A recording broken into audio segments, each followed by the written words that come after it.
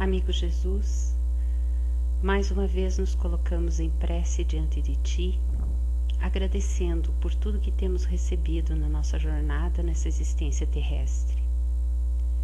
Queremos pedir por todos os que sofrem porque não Te conhecem, por nós que Te conhecemos e ainda não seguimos todos os Teus passos, por aqueles que sofrem dores físicas e por nós que somos saudáveis, mas ainda não vencemos nossas chagas morais. Pedimos que nos amparem em nossos tropeços e que tenhamos de ver o caminho que nos apontas na senda do bem. No Evangelho de São Marcos, temos uma narrativa em que Jesus está rodeado de um grupo numeroso de pessoas. E alguém vem e lhe diz: tua mãe e teus irmãos te buscam aí fora. Ao que ele responde: quem é minha mãe e quem são meus irmãos? Porque o que fizer a vontade de Deus, esse é meu irmão e minha irmã e minha mãe.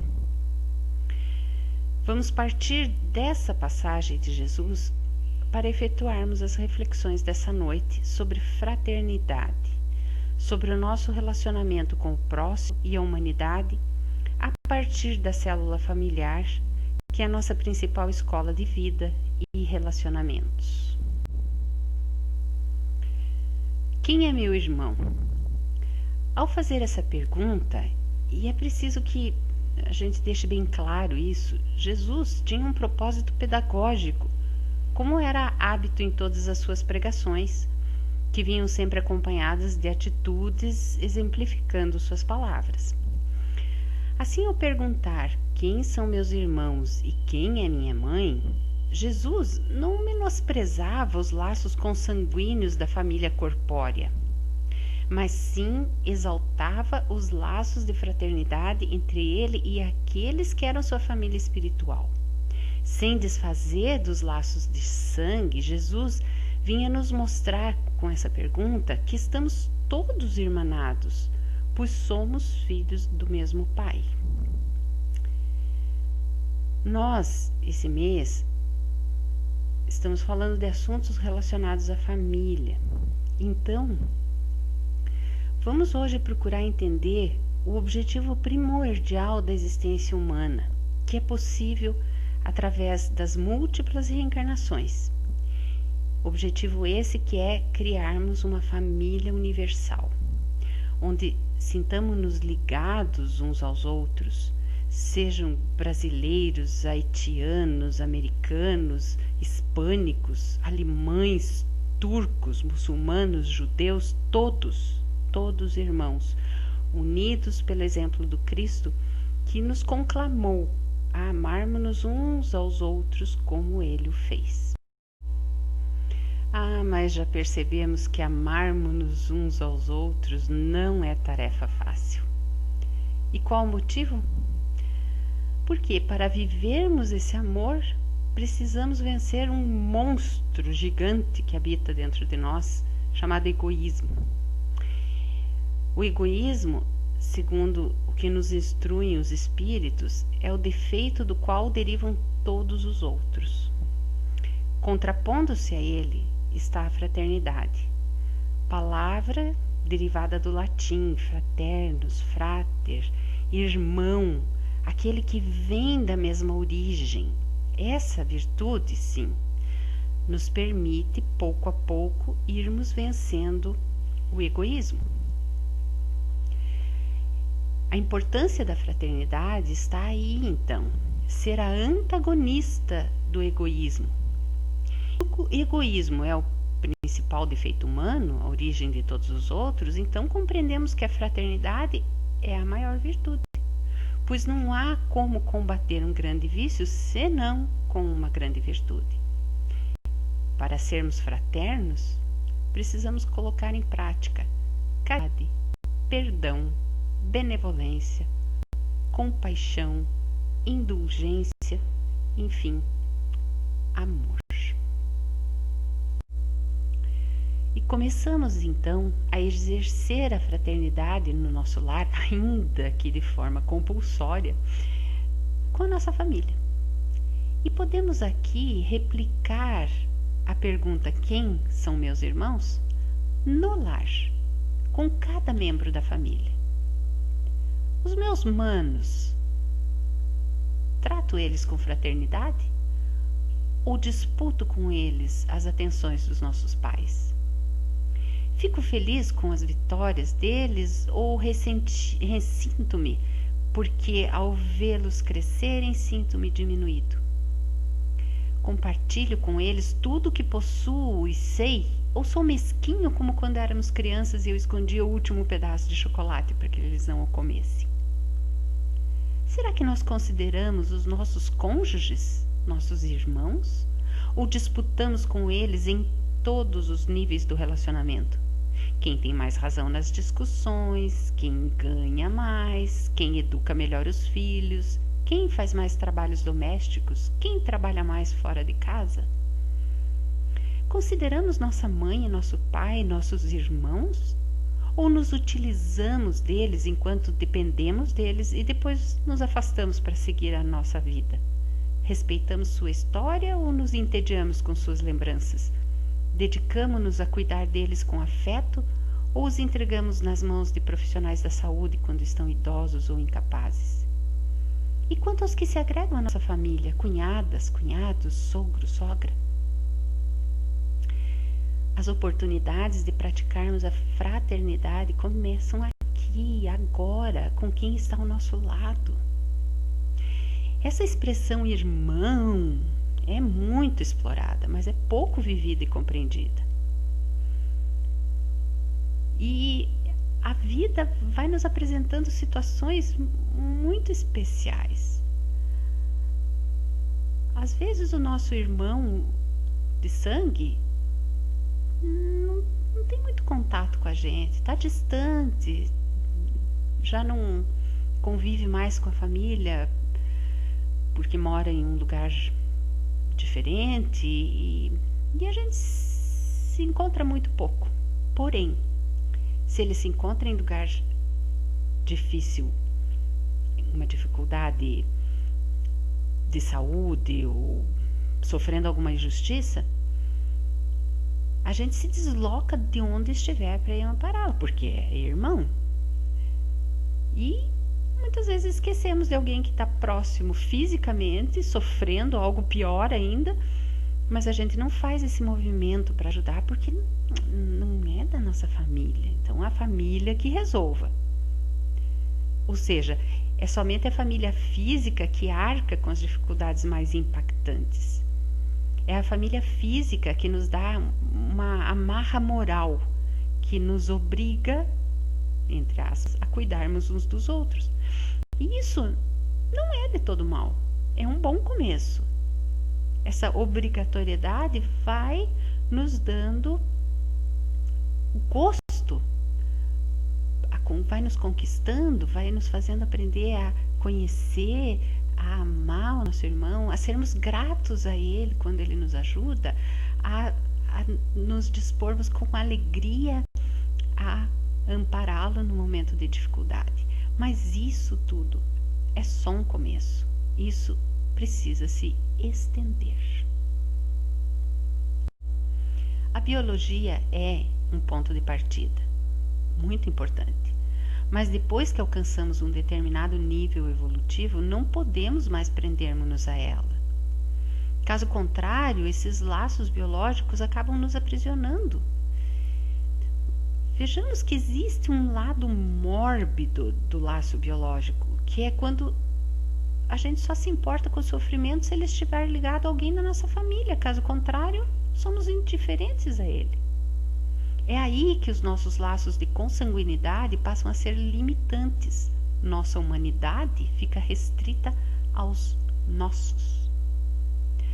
Aqui falamos de irmãos do ponto de vista biológico, todos aqueles que possuem as mesmas origens que nós. Mas, fora do biológico, entendemos que somos mais que um corpo físico e encontramos então irmãos de ideais. Se temos necessidade de buscar justiça e um mundo melhor para os outros, todo aquele que despertou para a mesma necessidade é nosso parente. E se ampliarmos esse desejo de melhorar o mundo, então todos aqueles que nos sabotam, são contra os nossos ideais, podem ser considerados irmãozinhos mais novos, crianças que ainda precisam de paciência, de compreensão, de muito exemplo, muita compaixão, porque ainda não entenderam o propósito da vida, já entendido por nós. Assim, quando internalizamos a fraternidade, quando conquistamos essa virtude, não há mais espaço para ódio, para ressentimento ou discórdia. E quanto mais aprofundados estivermos no exercício da fraternidade, menos excluiremos aqueles que não fazem parte do nosso círculo consanguíneo. Eu tirei para nós falarmos hoje à noite 2 exemplos. Pessoas, indivíduos simples, comuns, como qualquer um de nós, que não esperaram. A diferença que eles têm entre nós é que eles não esperaram ter tempo, ter condições financeiras, ter uma vida mais tranquila ou aposentadoria para se dedicar ao próximo.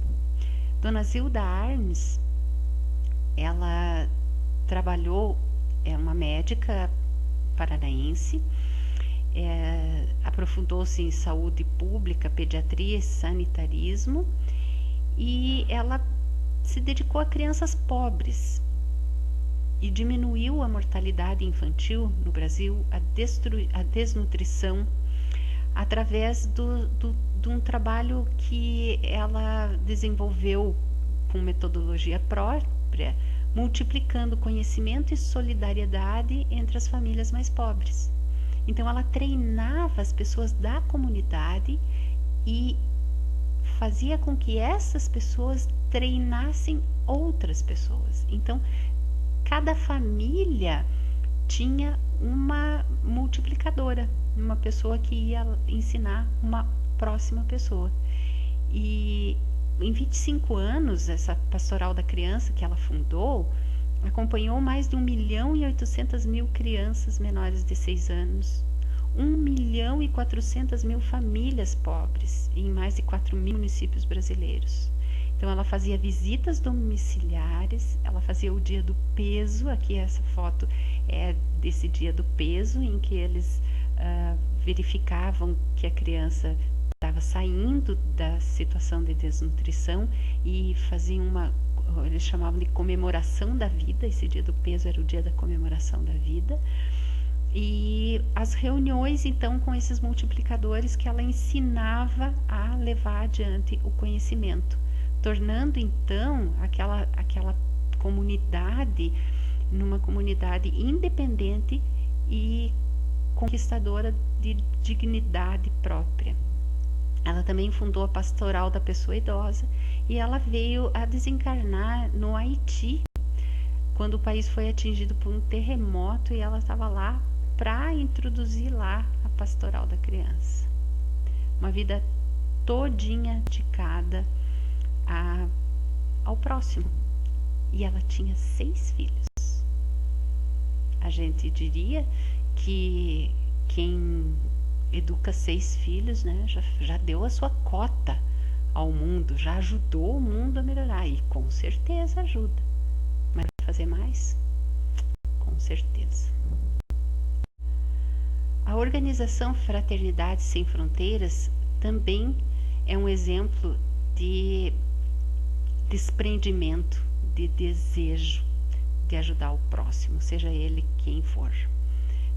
A definição dela é uma organização de ajuda humanitária com atuação nacional e internacional. Eles atuam em alguns dos lugares mais pobres do planeta com esperança e profundo desejo de ajudar a acabar com a fome e a construir um mundo de paz. Os projetos que eles contemplam vão da África ao Nordeste.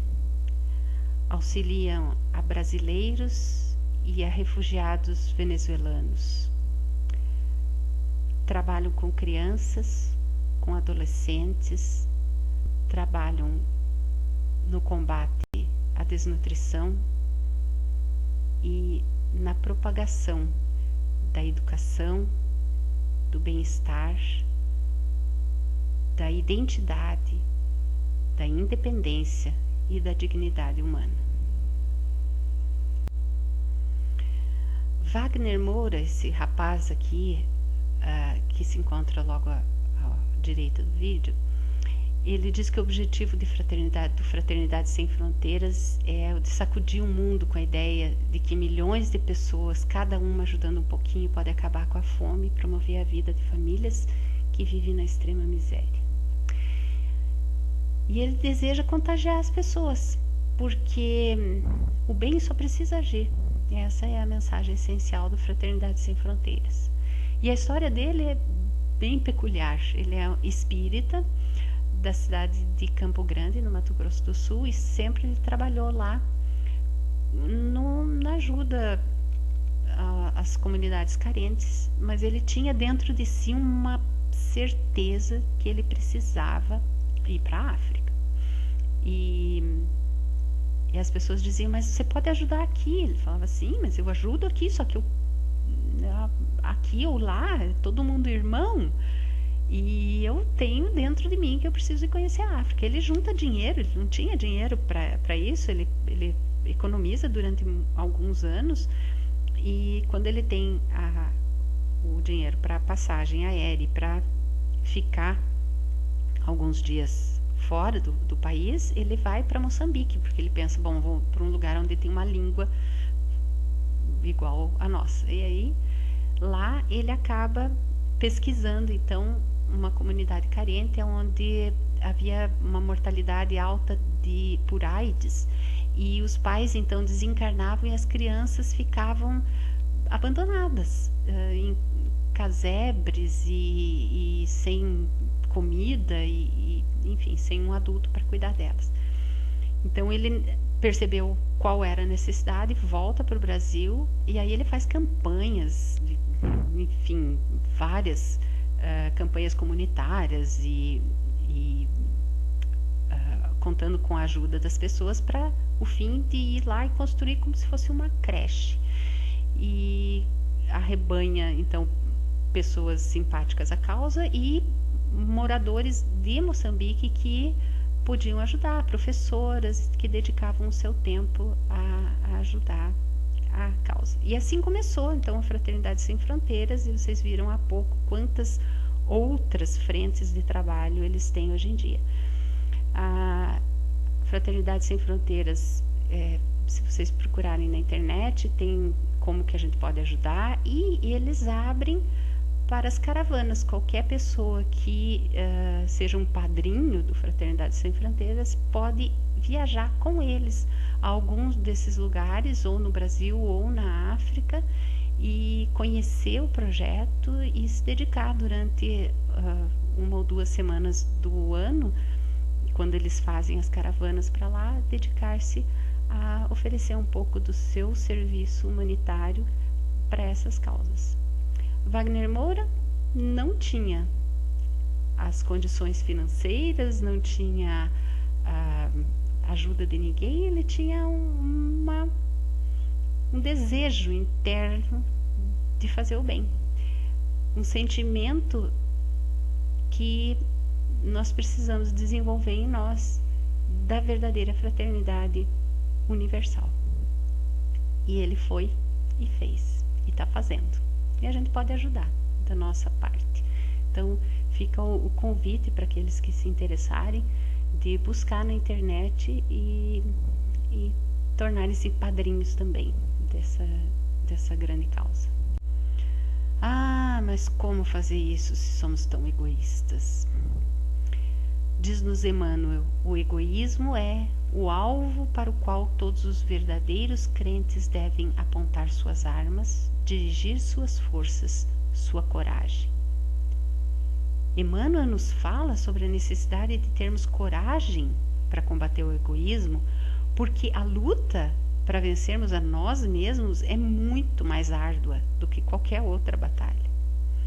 Ele fala do egoísmo como um monstro devorador das nossas inteligências, causador de todas as misérias do mundo, o maior obstáculo à felicidade dos homens. E exatamente por causa da invasão do egoísmo, ao qual ele se refere como lepra aos corações humanos, que o cristianismo ainda não desempenhou por completo a sua missão. Nós costumamos reclamar que a Terra é um lugar de sofrimento, e Emmanuel nos fala nessa mensagem que está no Evangelho segundo o Espiritismo, no capítulo 11, que para que a Terra possa subir na escala dos mundos, nós temos que expulsar dela o egoísmo. E diz assim: já é tempo de a humanidade envergar sua veste viril, para o que cumpre que primeiramente o expilais dos vossos corações. E como é que nós vamos expelir o egoísmo dos nossos corações? Trabalhando no lar, inicialmente, oferecendo a todos aqueles que convivem conosco a nossa generosidade, o nosso afeto, o nosso bom humor, a nossa disposição em estender a mão, em perdoar, em compreender, em respeitar. Só assim nós podemos ampliar a nossa consciência a outros que convivem conosco além do nosso lar, e conquistar assim a possibilidade da parentela universal. Porque uma vez que nós entendemos essa mensagem do Cristo, que há milênios nos chama a atenção para entender todos os homens como irmãos, uma vez que nós compreendermos isso, nós nunca mais agiremos no sentido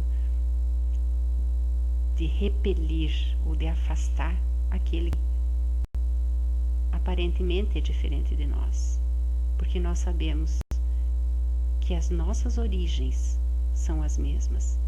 Todos nós possuímos o DNA de Deus.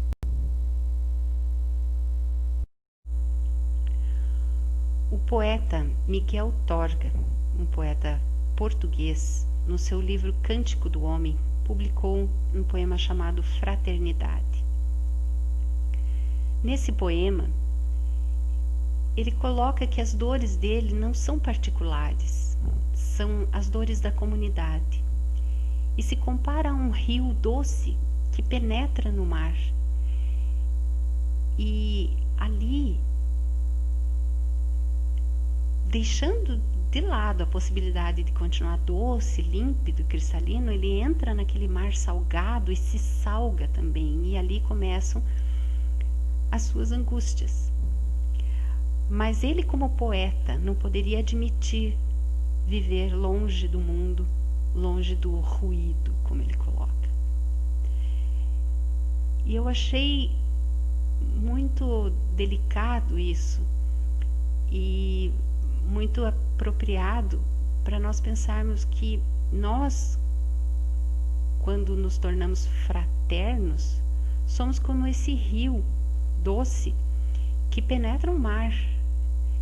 Nós entramos no sofrimento do outro, nós vamos lá para adoçar a amargura do outro, e o amor nos convida a sermos felizes juntos e nunca sozinhos. E eu gostaria então de desejar a todos o meu boa noite, e que vocês terminem então as reflexões de hoje com Miguel Torga. Fraternidade. Não me dói nada meu particular, penos silícios da comunidade. Água de um rio doce entrei no mar e salguei-me no sal da imensidade. Dei o sossego às ondas da multidão, e agora tenho chagas no coração e uma angústia secreta. Mas não podia, lírico poeta, ficar de avena a exercitar o ouvido, longe do mundo e longe do ruído.